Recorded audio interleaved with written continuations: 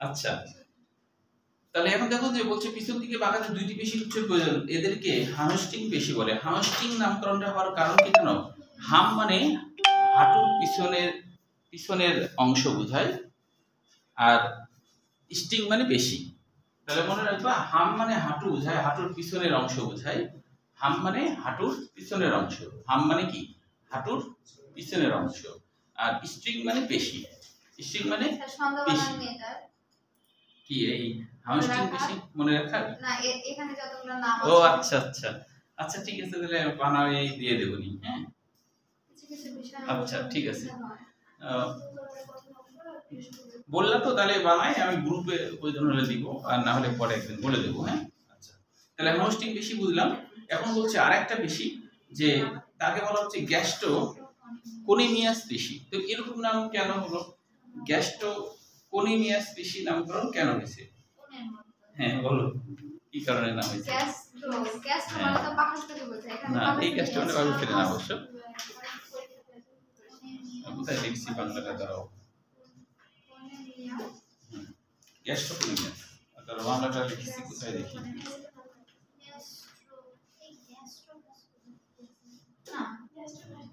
ওটা ইয়া হাইডার ক্ষেত্রে দেখা যায়, ইয়া পরিপাক করার জন্য হাইডার ক্ষেত্রে। হ্যাঁ হাইডার ক্ষেত্রে একটা আছে, কোনের মতো করে চাই না, এখানে তো চিহ্নিত করা না, যে দেখে বুঝতে পারবো এদের কাছে। এটা আমি লিখতে ভুলে গেছি নাকি, বেশি দেখ নিচে দেখ, ধরো এটা আমি লিখতে ভুলে গেছি মনে হয়। হ্যাঁ এটা তাহলে একদিন বলে দেবো না, এই যে ছন্দটা দেওয়ার সময় বলে দেবো। হ্যাঁ আচ্ছা দেখো, তাহলে দুইটা, একটা হলো গ্যাস্ট্রোকনিমিয়াস পেশি বলে, এরপর হচ্ছে হামস্ট্রিং পেশি, পিছনের দিকে যে পেশি, এটা তিনটি পেশি নিয়ে গঠিত। এগুলো হচ্ছে বাইসেপস ফেমোরিস। যেহেতু বাইসেপস মানে দুইটা পেশি আমরা জানি, দুইটা পেশি গুচ্ছ, এটাকে এই জন্য বাইসেপস নাম হয়েছে আর কি। সেপস মানে পেশি বোঝায়, ফিমোরিস মানে কি ফিমারের সাথে আছে, সেজন্য ফিমোরিস।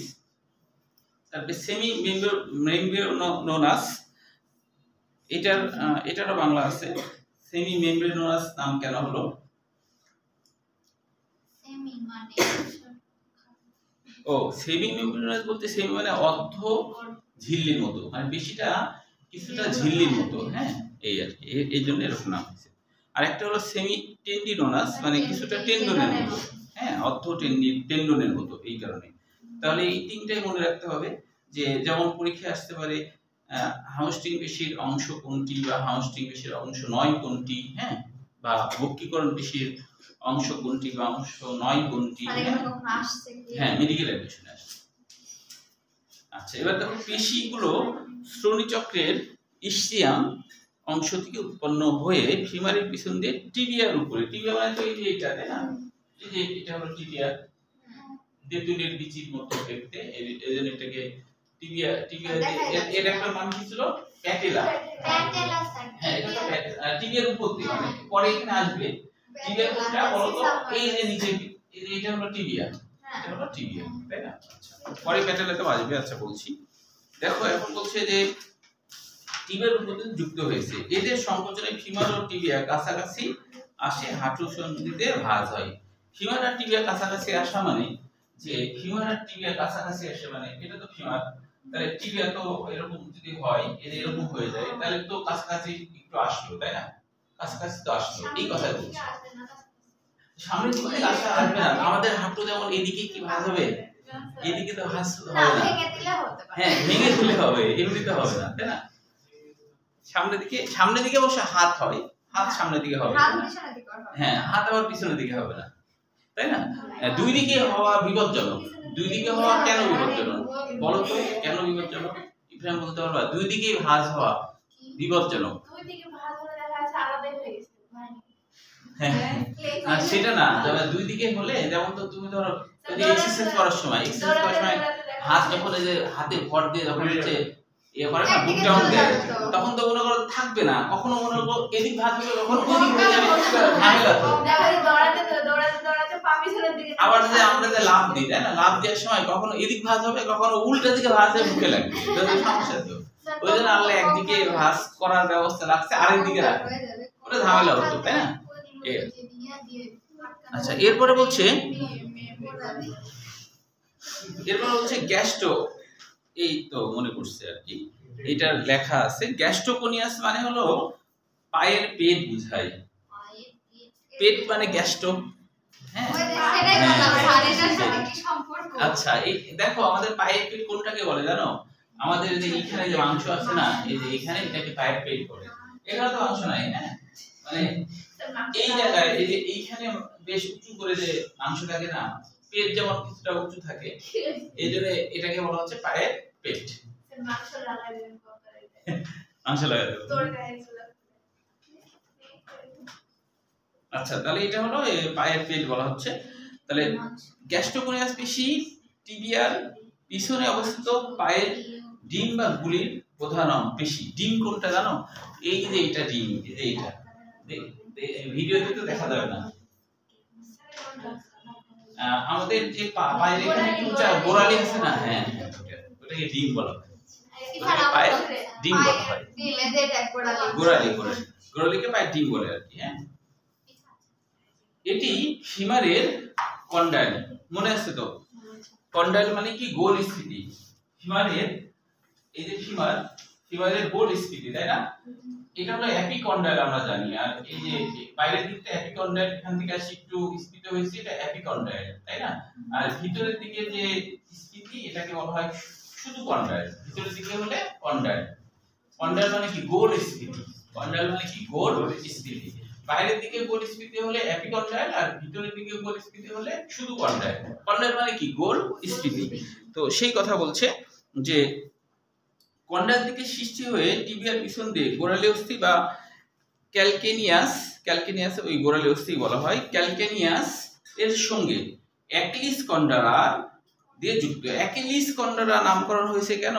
অ্যাকিলিস কথাটা আসছে অ্যাক্সিস থেকে, অ্যাক্সিস না মানে অ্যাক্রোস থেকে।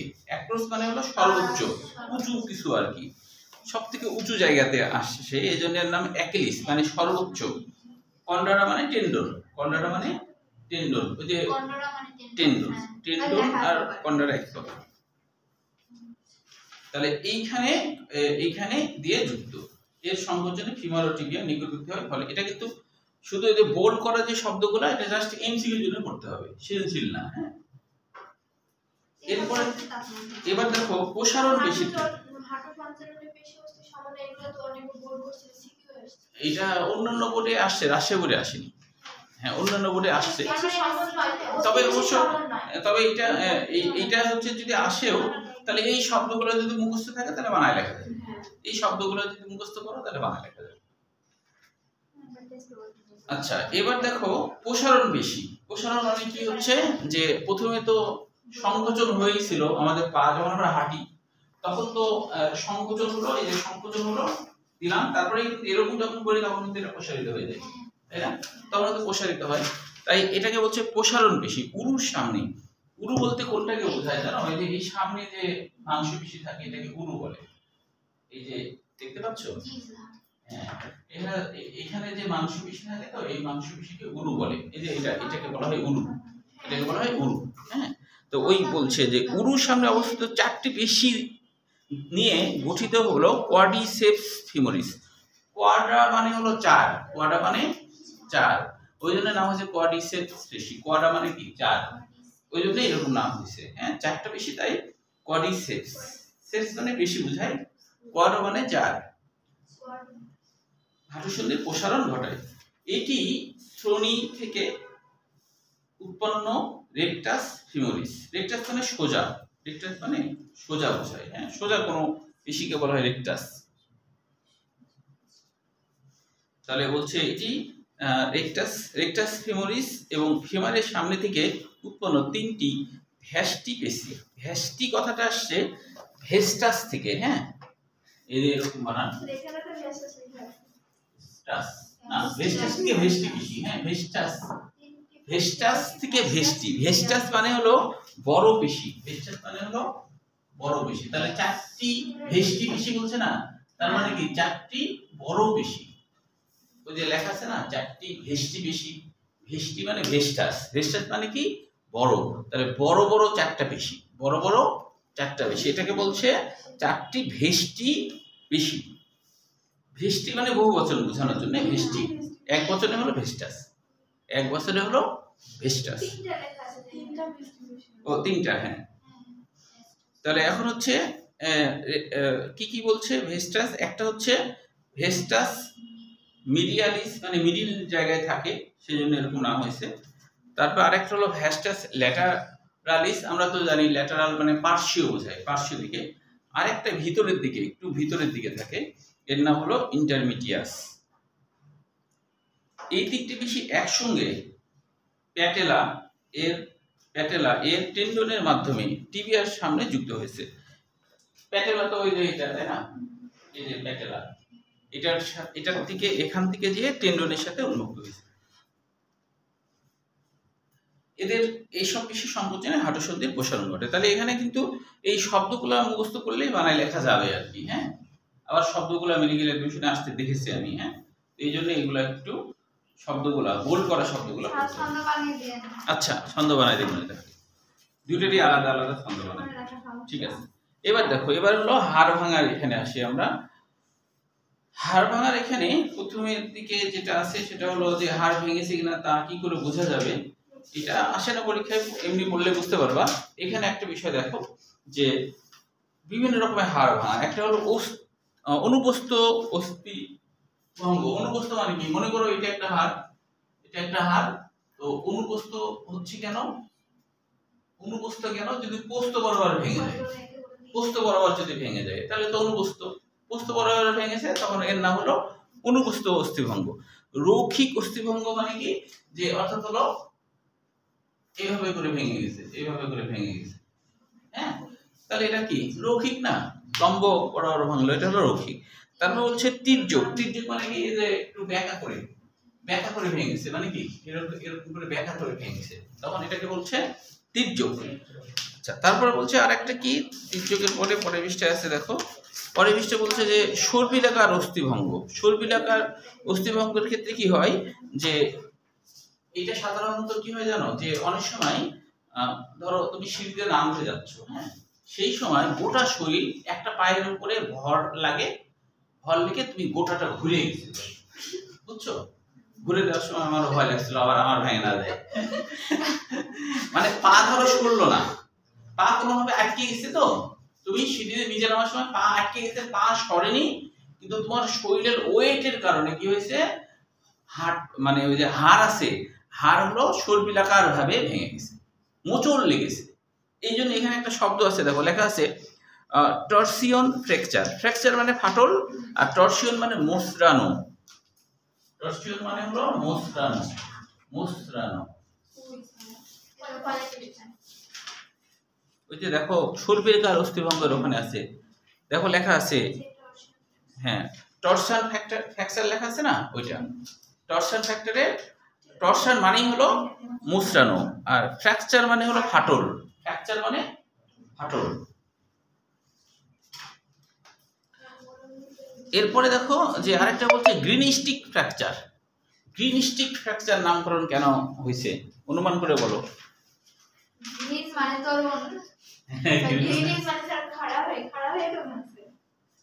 কি গ্রিন মানে কি, গ্রিন মানে খাড়া না, তরুণদের ভাগে ছোট বাচ্চাদের এই কারণে স্যার কাছাকাছি হয়েছে যে এটা হলো গ্রিনিস্টিক। কেন বলছে জানো, যে সবুজ যে ডালগুলো আছে গাছের শাখা পোষা, কিন্তু নিচের দিকে তো মোটা হয়, ওটা তো সবুজ না, বর্ণহীন, কিন্তু কুচি কুচি যে ডালপালা আছে, একটু কুচি ওগুলো সবুজ হয় না, তো ওইসব জিনিস তুমি যদি না ওটা মটাস করে ভাঙে না, ওইটা তুমি ভাঙো তো ভাঙবে না, বরঞ্চ ভিতরে একটু তো ভাঁজ হয়ে যাবে, ভিতরে একটু কি হবে, ভাঁজ হয়ে যাবে।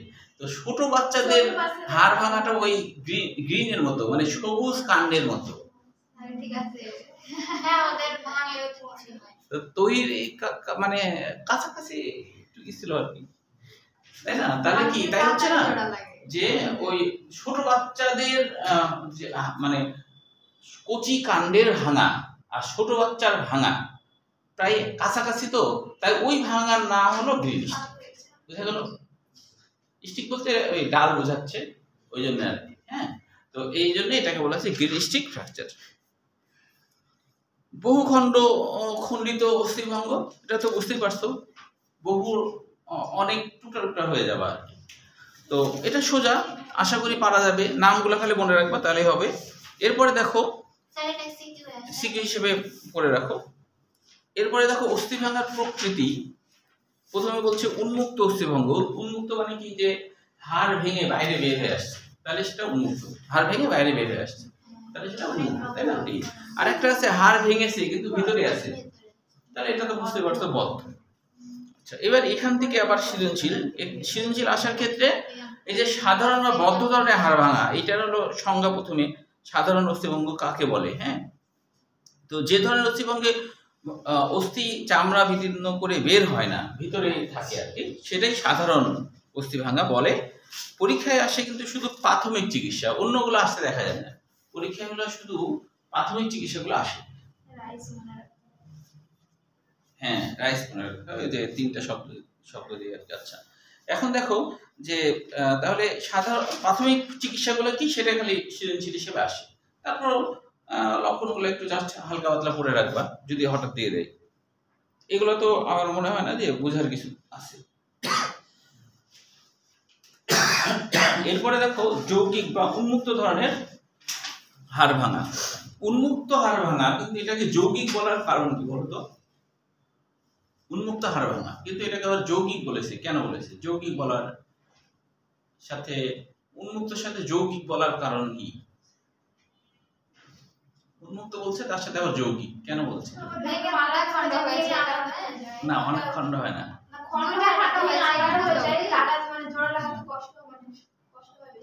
এবার হচ্ছে সে যা অনেকটা কাছাকাছি বলে ফেলছে। হ্যাঁ হ্যাঁ, অপারেশন করতে হয়। অপারেশন করার সময় দুই জায়গায় অপারেশন করতে হয়। একটা হলো হাড় ভেঙে মাংস ভেদ করে যখন আসে না, ওই মাংসেরও অপারেশন করতে হয়, রিঅ্যারেঞ্জ করতে হয়। মাংসের মানে ছিঁড়ে গেছে, তো এই জন্য এটা হলো যৌগিক, মানে দুইটা কাজ করতে হচ্ছে। একটা মাংস পেশির অপারেশন করতে হচ্ছে, আর একটা হাড়ের, এই জন্য এটা যৌগিক। আচ্ছা, এই তোমাদের এখন কি লাগছে? ঠান্ডা লাগছে না? ঠিক ঠিক পিঠে, ছাতা পিঠে দিয়ে দাও, তাহলে ঠান্ডা লাগবে না, তাই না? ছাতা পিঠে দিয়ে ঠান্ডা লাগবে না। আমি একটু বাড়া দিলাম। হ্যাঁ,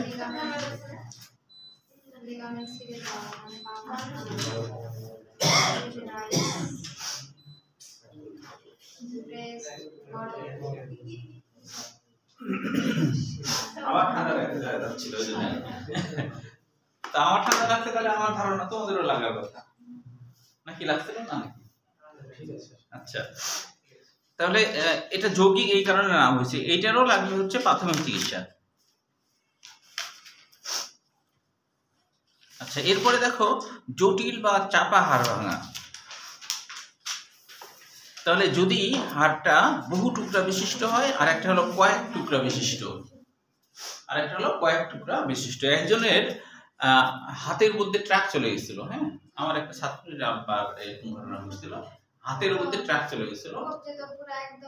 হ্যাঁ, গুড়ি গুড়ি হয়ে গেছিল, এবং এখানে যে হাড় এগুলা যত হাড় আছে না, সব হাড় একবারে অনেকটা গুড়া গুড়া হয়ে গেছিল। না না, হচ্ছে মানে যখন হচ্ছে তোমার করছে, ওই রাস্তা পাতে যাচ্ছিল, তো তখন ওখানে একটু কাদা ছিল, কাদাতে স্লিপ কেটে পড়ে গেছে। এভাবে পড়ে গেছে তখন ওই হাত হচ্ছে যখন পড়ে গেছে, তখন পড়ে গেলে তো আর ব্যালেন্স থাকে না, পড়ে গেছে ওই সময় ট্রাক হাতের মধ্যে উঠাই দিয়ে চলে গেছে। স্যার, আমার এক ভাইয়া হচ্ছে মানে বাইক অ্যাক্সিডেন্ট করছে, যে বাইক স্টার্ট দেওয়ার সময় যেটাতে চাপে না, ওইটাই পায়ের ভিতরে ঢুকে গেছে। এখন হচ্ছে মানে ওই যে রড দেওয়া বলে, ওইটা দিয়ে মানে কোনো কি কঠিন।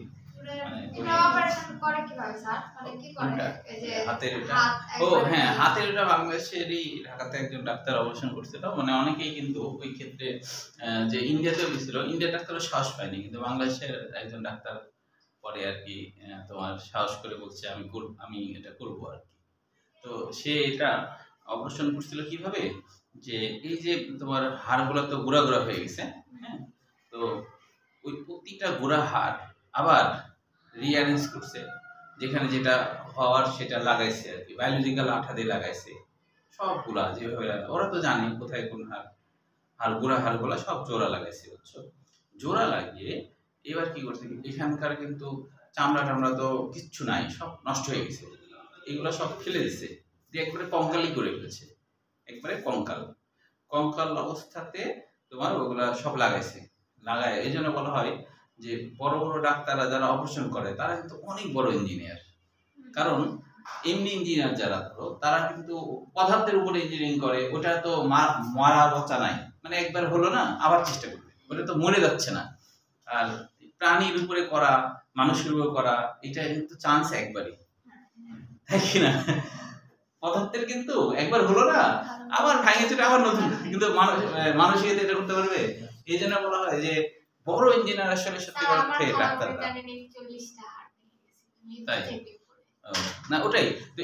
এখন দেখো কত বড় ইঞ্জিনিয়ারিং করছে, এবার ওই কঙ্কাল কি করছে দেখো, কঙ্কাল এখন ওখানে কিন্তু ইয়ে নাই, মানে এখানকার কোনো চামড়া টামড়া কিচ্ছু নাই, তো চামড়া নাই, তাহলে এইটা তো আসলে শুধু কঙ্কালে এখন চামড়া আর গজাবে না, কারণ একটা সেল থেকে তো আরেকটা সেল হয়, তো কি করে হবে?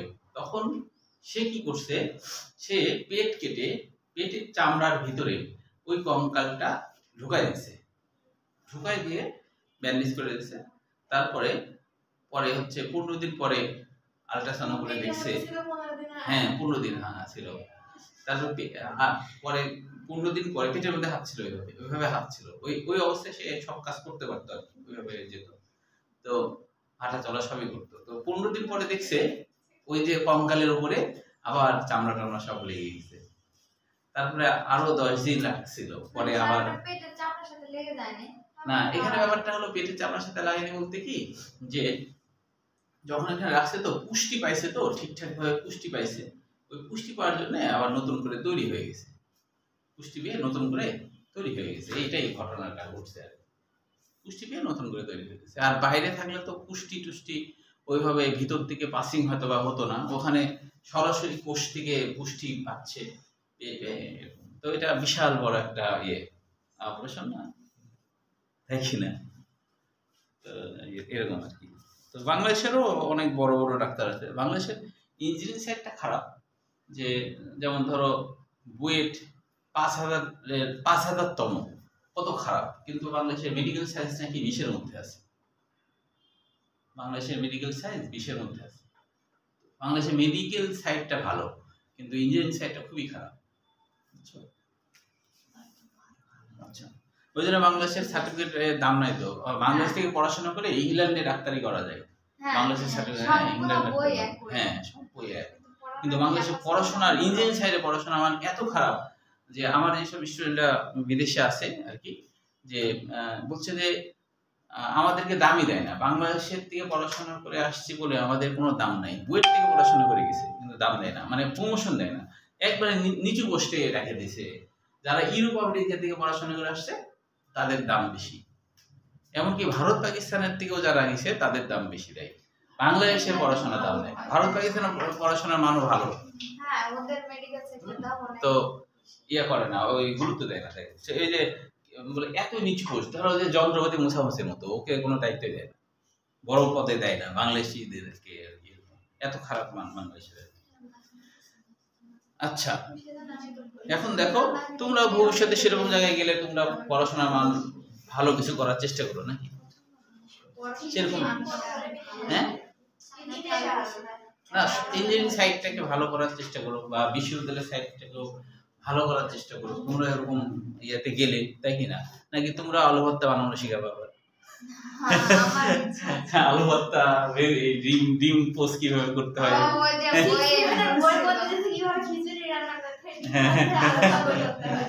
এইসব শিখালে তো তাহলে তো কাজের মেয়ে আর কাজের ছেলে তৈরি হবে, ভালো কিছু তৈরি হবে। আচ্ছা, তাহলে এবার দেখো যে তাহলে বহু টুকরা বিশিষ্ট, কয়েক টুকরা বিশিষ্ট, তো এটা অবশ্য আসেনি কখনো, এমনি যা রিডিং পড়বা যে বহু টুকরা, এমনি তো বুঝতেই পারছো বিষয়টা। এরপরে দেখো যে এখানে কিছু এমসিকিউর জন্য তন্তুময় বা অনর অস্থিসন্ধি কোনগুলো আর কি, যে করটিতে এমনটি দেখা যায়, মানে অনর মানে কি, যে এই অস্থিগুলো নড়ে না, যেমন এখানকার অস্থি কি নড়বে, কখনো নড়বে না, তাই না? আমাদের এগুলো নড়ে, তাই না? আমাদের হাত নড়ে, মেরুদণ্ডের হাড়ও কিন্তু কিছুটা নড়ে, এদিক সেদিক করছি, তাই না? কিন্তু অনর মানে কি, একটু নড়বে না, এটাই হলো অনরের কথা বলা হচ্ছে। এরপরে বলছে তরুণাস্থ বা অস্থিসন্ধি বা আংশিক সচল। আংশিক সচলের মধ্যে ওই যে আমাদের যে পিউবিস সিম্ফাইসিস, শ্রোণীচক্রের দুটি পিউবিক অস্থির যে সংযোগ স্থল, তো আমরা এই জায়গাটা মাথার দিক তো এরকম এরকম করতে পারি, যে এদিকে দিক করতে পারি, কিছুটা তো নড়তে পারি, ওইটা হলো ওই জন্য বলছে আংশিক। তাহলে পিউবিক সিম্ফাইসিস এর বাংলা কি বলতো? পিউবিক সিম্ফাইসিস এর বাংলা কি? পিউবিক সিম্ফাইসিস এর বাংলা এইখানে আছে, দেখো তরুণাস্থিময় অস্থিসন্ধির উদাহরণে আছে, এই উদাহরণগুলো এখন শুধু লাগবে। হ্যাঁ, পিউবিক সিম্ফাইসিস, পিউবিক সিম্ফাইসিস এর বাংলা কি? সেলভিক থেকে পিউবিস, না পিউবিস ছিল তো, পিউবিস ছিল, হ্যাঁ ওই পিউবিস থেকে পিউবিস, হ্যাঁ, তাহলে এর বাংলা কি? সিম্ফাইসিস, এই যে এটা,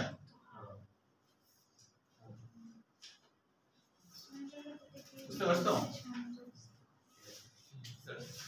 এটা, হ্যাঁ, এটা বাংলা এটা। আচ্ছা, এবার দেখো সাইনোভিয়াল অস্থিসন্ধি, যে আমাদের হাঁটুতে আছে, তাই না? আমাদের হাঁটুতে সাইনোভিয়াল বা সচল অস্থিসন্ধি, মানে সাইনাস থেকে সাইনোভিয়াল কথাটা আসছে। সাইনাস মানে এখানে বেশ বড় একটা গহ্বর থাকে আমাদের হাঁটুর এই জায়গায়, যে এটা তো আসলে বেশ একটু দূরেই থাকে, তাই না? তরুণাস্থি, আর এখানে কিন্তু এই জায়গাটাতে কি থাকে, এই যে লিগামেন্ট, ভিতরে কি বিশাল ফাঁকা, ওই জন্য এটার নাম হলো সাইনাস থেকে সাইনোভিয়াল, তাই কি না? এর মধ্যে যে ক্যালসিয়াম, কার্বোহাইড্রেট এই জাতীয় উপাদান থাকে, পিচ্ছিল হয়, কিছুটা পিচ্ছিল হয় বলে আমাদের সমস্যা হয় না। বয়স হয়ে গেলে অনেক সময় এইখানকার ফ্লুইডগুলো শুকিয়ে যায়, তখন ওই হাঁটুতে ব্যথা হয়। হ্যাঁ, তাহলে এই হলো উদাহরণগুলো, খালি মনে রাখতে হবে। হ্যাঁ, এখানে দেখো অস্থির প্রান্ত আর্টিকুলার তরুণাস্থিতে বেষ্টিত থাকে। তো এখানে আর কি কি আছে দেখো, কাঁধের সন্ধি, কনুই সন্ধি, হাঁটু সন্ধি, গোড়ালি সন্ধি, আঙ্গুলের সন্ধি, এর মধ্যে সাইনোভিয়াল আছে, মানে গহ্বর আছে, ফাঁকা জায়গা আছে। আর্টিকুলার বলতে সংযোগ বা সন্ধি বোঝায়। হ্যাঁ, আর্টিকুলার মানে সংযোগ বা সন্ধি বোঝায়, খালি উদাহরণগুলো লাগবে এই তিনটার। এরপরে দেখো অস্থির স্থানচ্যুতি, জাস্ট জ্ঞানমূলক কোশ্চিন, অস্থির স্থানচ্যুতি কাকে বলে, এইটুকুই আর কি। হ্যাঁ, তাছাড়া আর কিছু নাই, এখানেও আর কিছু নাই, এদিক থেকে আর কোনো কোশ্চিন হয় না। তবে হলো ওই যে সবগুলো অস্থির স্থানচ্যুতিরও প্রাথমিক চিকিৎসা যেহেতু পরীক্ষা আসে, তাই সবগুলোর প্রাথমিক চিকিৎসা খুব ভালো করে করবা। এবার দেখো মুস্কানো কাকে বলে, এটা কিন্তু বোর্ড পরীক্ষায় আসছে, এটা জ্ঞানমূলক কোশ্চেন হিসেবে।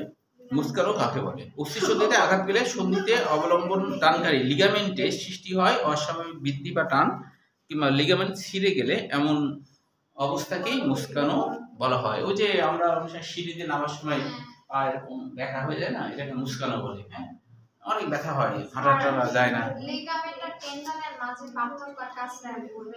ও আচ্ছা, লিগামেন্ট হচ্ছে জাস্ট জয়েন্টের উপরে একটা পাতলা আবরণের মতো। হ্যাঁ, এটা হলো লিগামেন্ট। আর টেন্ডন হ্যাঁ অস্থির সাথে যুক্ত। হ্যাঁ, আর হচ্ছে লিগামেন্ট মনে হয় ওই যে দুই অস্থির মাঝে, হ্যাঁ দুই অস্থির মাঝে, ওটা পেশি আর অস্থি, আর এটা হলো দুই অস্থির মাঝে, এই যে দুই অস্থি, এবং এর মধ্যে একটা পাতলা মনে করো ব্যান্ডেজের মতো একটা জিনিস, যেটার কাজ হলো জাস্ট এটাকে সঠিক জায়গায় রাখা, মানে এটা যেন এদিক সেদিক না হয়ে যায়। যেমন কারো যদি লিগামেন্ট ছিঁড়ে যায় না, বেশ কয়েকটা লিগামেন্ট ছিঁড়ে যায়, সে কিন্তু হাঁটতে যায়, মাঝে মাঝে হাঁটু খালি এদিক সেদিক চলে যায়, মানে এরকম হয়ে যায়। হাঁটতে চাপ দেয়, তখন মনে করো কখনো এদিক সরে আসে হাঁটু, কখনো ওদিক সরে যায়, এরকম হয় লিগামেন্ট না থাকে। হ্যাঁ, এরকম মানুষ আছে, এই ফুটবল খেলতে যায়, কারণ লিগামেন্ট ইয়ে হয়েছে। আমার একটা প্রাক্তন স্টুডেন্টের, তো ওর বলে হাঁটতে গেলে এরকম হয়, বুঝতে পারছো? লিগামেন্ট নাই, তাই ওটা তো ধরে রাখে, তো ফাঁক পায়ে যায়, তখন মনে করো মাঝে মধ্যে এদিক চলে আসে। হ্যাঁ, অপারেশন করে আবার লাগানো যায়। সেটা হলো আমাদের শরীরেরই মাংসপেশি চামড়াকে ওটাকে লিগামেন্ট বানিয়ে তারপর ওখানে লাগায়, নিজের শরীরটাই লাগায় আর কি। হ্যাঁ, এই আর কি। আচ্ছা, ছিঁড়ে গেলে আবার ওটা জোড়া লাগানো যায় না, ওটা বাতিল, নতুন করে আবার লাগাতে হয়। লিগামেন্টের অপারেশন করে আমার একটা ছাত্র ঢাকাতে, হেলারি নাম, ছাত্র কিন্তু নামটা শোনা যাচ্ছে মেয়ে, হেলারি নাম। তো ও হচ্ছে যে ও এটার অপারেশন করে। তো অপারেশনে এত নেশা, তো ওই রাজশাহীতে ঢাকাতে চাকরি করে। এখন ওর একটা অবাক বিষয়, ওর ডিএমসিতে পড়ছে, আবার এখন ডিএমসির ডাক্তার। তো আগে অবশ্য ময়মনসিংহের ছিল মেডিকেলে, তারপর ওখান থেকে আবার ঢাকাতে গেছে, এখন তো ডাক্তার। তো বলছে যে বিমানের টিকিট কাটতে রাজশাহীতে আসবে, তো এখন একটা অপারেশন ডেট ছিল, তো ওর ধারণা যে অপারেশন শেষ করে ফেলতে পারবে। তো এখন অপারেশন করলেও তো ধরো 10-12 হাজার টাকা পাই। তো এখন মনে করো অপারেশন করতে যেয়ে ও বিমানের কথা ভুলেই গেছে।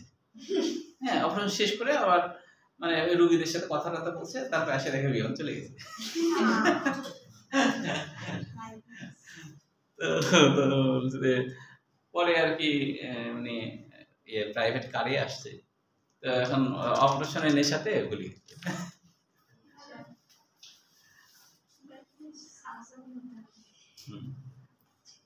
আচ্ছা, মেডিসিন বিশেষজ্ঞরা আর শিশু বিশেষজ্ঞরাও ভালোই রোগী পাই, মানে হ্যাঁ সার্জনের দাম বেশি। সার্জনের অনেক অপারেশন করে অনেক টাকা পাওয়া যায়, এবং যারা অপারেশন করে তো একসাথে অনেকগুলো করে। যারা নিউরো সার্জন তাদের অপারেশনের দাম সব থেকে বেশি। একটা হ্যাঁ 5 লাখ টাকা নেয় এখন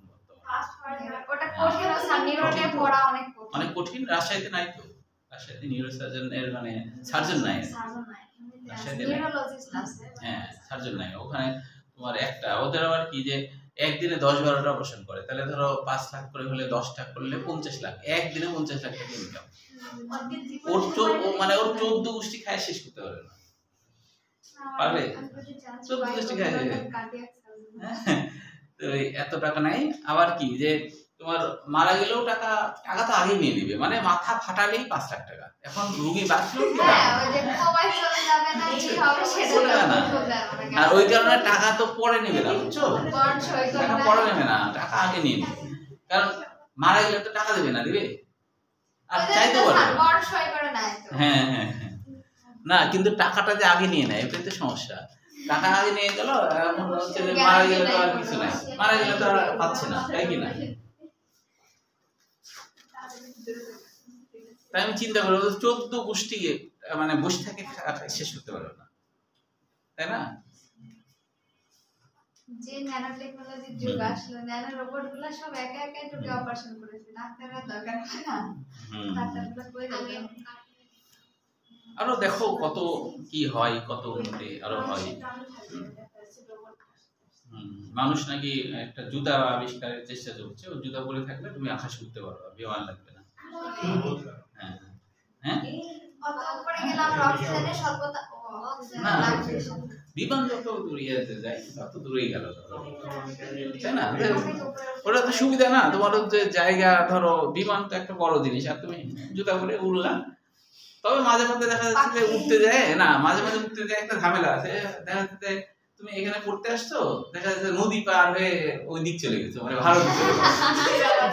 তখন দেখা যাচ্ছে তোহি ফোন দিয়ে বলছে, স্যার আমি ভুল করে ভারতে চলে আসছি। তাহলে কেন? তো বলছে যে বেশি উপর দিয়ে উঠছিলাম তো, খেয়াল করতে পারিনি, তো ওই জন্য আমার আসতে একটু দেরি হবে।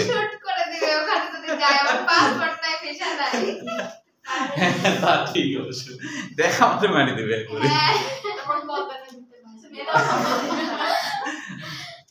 পদনাতে হাসবে না।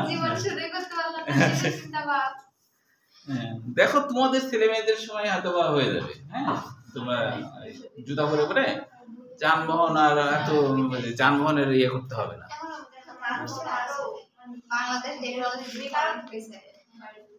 ঢের বেড়ে যাবে। ও হ্যাঁ, রিক্সা ওগুলো তো আর চলবে না, গাড়িতে চলবে না, সবাই তো ওই জুতা পরে পরেই ঘুরে বেড়াবে, তাই না? তখন কিন্তু আমার মনে হয় যে জানলাতেও দরজা থাকবে, কারণ ধরো উঠতে ওই বরাবর আসে বলে স্যার জানলাটা খুলে দেন ঢুকবো, এদিক দিয়ে আসার তো দরকার নেই। ফাঁকা থাকলে তাহলে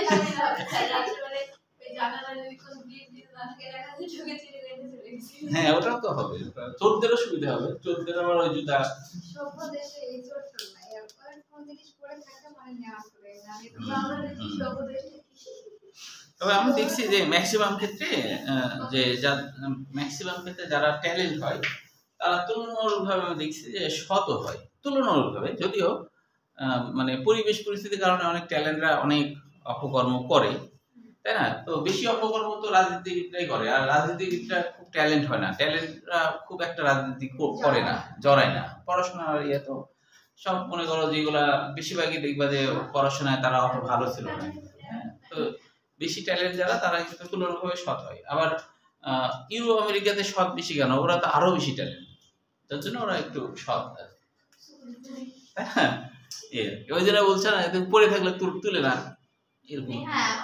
আবার ওরা বেশি ট্যালেন্ট বলে ওরা হচ্ছে ওদের আমার যেসব স্টুডেন্টরা থাকে আর কি, তো তারা বলছে যে যেমন জাপানে অস্ট্রেলিয়াতে আছে কিছু, তো বলছে যে ওরা এরকম যে কেউ কোনো অপরাধ করলে ভুল করে কিছু করলে কখনোই বকাঝকা করে না, হ্যাঁ। মানে এবং অফিসের বসও যে ধরো কেউ কোনো কাজে ভুল করছে সবার সামনে বলবেই না, একা একা বলবে, সবার সামনে অপমান হয়ে যাবে। অথচ দেখা যাচ্ছে ওরাই কোরআনের নির্দেশ পালন করছে। কোরআন যেটা বলছে যে কোনো একজন ভুল করলে অপরাধ করলে সবার সামনে বলা যাবে না, হ্যাঁ। তো সেই কাজটা দেখা যাচ্ছে ওরা এটা করছে, ওরা এরকম করে না আর কি, বুঝছো? তো ওদের তো মা বাবারা বাচ্চাদেরকে শাসন করে না, আবার আইনও আছে, শাসন যদি করে মানে অপমান করে বকাঝকা করে তাহলে ওই বাচ্চা যদি পুলিশকে ফোন দেয় তাহলে আসে মা বাবাকে ধরে 6 মাসের জেল।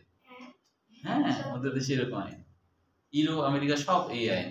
মা বাবা যদি তোমার একটা বাচ্চাকে যদি একটু বকা দেয় আর ওই বাচ্চা টেলিফোন তো ওদের থাকেই, তাহলে ফোন দিয়ে বলে দেবে, বুঝছো?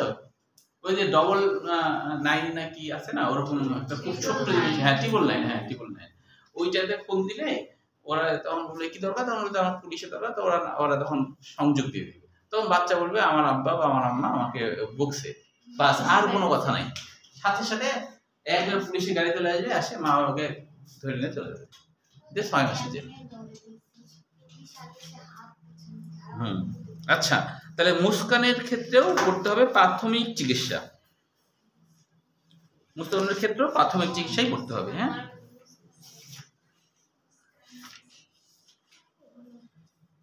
এগুলো তেমন কঠিন না, তবে এগুলো কিন্তু সৃজনশীল হিসেবে আসে, এই জন্য ভালো করে করবা।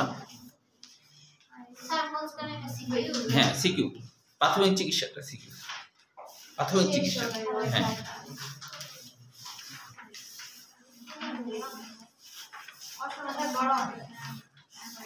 তোমরা কি অষ্টম শুরু করবো না কে জানো কি বললাম, 9